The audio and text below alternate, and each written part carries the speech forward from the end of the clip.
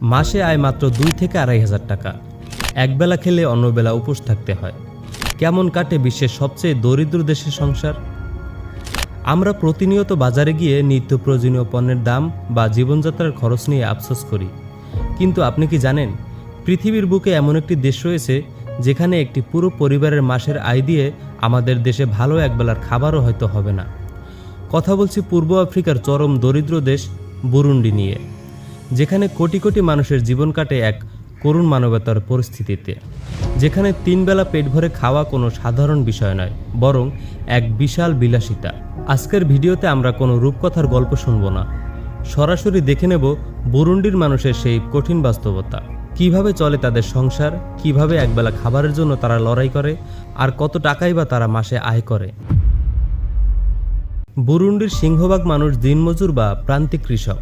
সারাদিন রোদ বৃষ্টি মাথায় নিয়ে কঠোর পরিশ্রম করার পর একজন সাধারণ শ্রমিক যা আয় করেন তা শুনলে আপনি অবাক হবেন।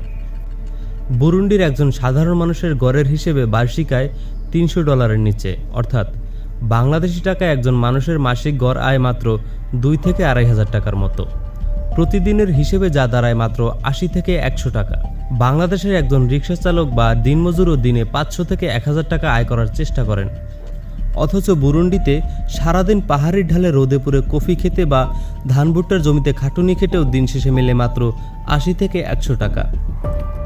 এই সামান্য টাকা দিয়ে 5 থেকে 7 জনের এক পরিবারের খাবার, ওষুধ বা কাপড়ের সংস্থান করা প্রায় অসম্ভব এক অলৌকিক ব্যাপার।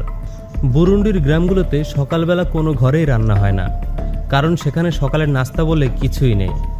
প্রতিনিয়ত সংসার বাঁচাতে সেখানকার মায়েরা দিনে মাত্র একবেলা রান্না করেন, তাও আবার বিকেলের দিকে বা সন্ধ্যায়। তাদের প্রধান খাদ্য হলো কাসাবা বা মানিয়ক, যা কিনা এক ধরনের পাহাড়ি আলু। এর সাথে রয়েছে ভুট্টা এবং সিম। শাকসবজি বা মাছ মাংস খাওয়া সেখানে এক ধরনের বিলাসিতা। একটা ডিম বা 1 পোয়া দুধ কেনা বেশিরভাগ পরিবারের জন্য 1 মাসের বাজেটের বাইরে। পর্যাপ্ত পরিমাণ খাবারের অভাবে দেশটির 50%-এরও বেশি শিশু চরম অপুষ্টিতে ভুগছে। খাদ্যাভাবের কারণে তাদের সঠিক শারীরিক ও মানসিক বিকাশ ঘটে না। প্রতিদিন রাতে বহু শিশু না খেয়ে শুধুমাত্র পানি খেয়েই ঘুমিয়ে যায়। মাত্র একবেলা খাবার জোগাড় করতে পারাই সেখানকার বড় সাফল্য। বুরুন্ডির অধিকাংশ ঘরবাড়ি তৈরি হয় কাদা ও কাঁচা ইট দিয়ে। ঘরের ভেতর ঢুকলে আপনি কোনো খাট বা তোশক বা অন্যান্য আসবাবপত্র পাবেন না। মাটিতে ছেঁড়া চট বা মাদুর বিছিয়ে পুরো পরিবার একসঙ্গে বসবাস করে। বর্ষাকালে চাল দিয়ে পানি পড়লে পুরো পরিবারকে রাত জেগে কাটতে হয়। আর বিদ্যুতের সুবিধা তো শতকরা 90 জন মানুষের কাছেই পৌঁছায়নি। মোমবাতি কেনার সামর্থ্য অনেকের নেই, ফলে অন্ধকারই তাদের রাতের একমাত্র সঙ্গী। এখন প্রশ্ন হলো, অসুখ হলে তারা কি করে? মানবেতর জীবনের সবচেয়ে করুণ রূপ দেখা যায় স্বাস্থ্যসেবায়। বাংলাদেশে অন্তত প্রতিটি ইউনিয়নে সরকারি ক্লিনিক বা প্রাথমিক চিকিৎসার সুযোগ রয়েছে, কিন্তু বুরুন্ডিতে কোনো সদস্য অসুস্থ হলে চিকিৎসার অভাবে মৃত্যুর কোলে ঢলে পড়া ছাড়া কোনো উপায় থাকে না। ডাক্তার বা ওষুধের খরচ চালানো সেখানকার সাধারণ সংসারের পক্ষে পুরোপুরি অসম্ভব। সামান্য ডায়রিয়া বা ম্যালেরিয়াতে সেখানে প্রতি বছর হাজার হাজার শিশু মারা যায়। বুরুন্ডিতে শৈশব শব্দটার কোনো অস্তিত্ব নেই। একটি শিশু হাঁটতে শিখলেই তার কাঁধে চেপে বসে সংসারের বোঝা।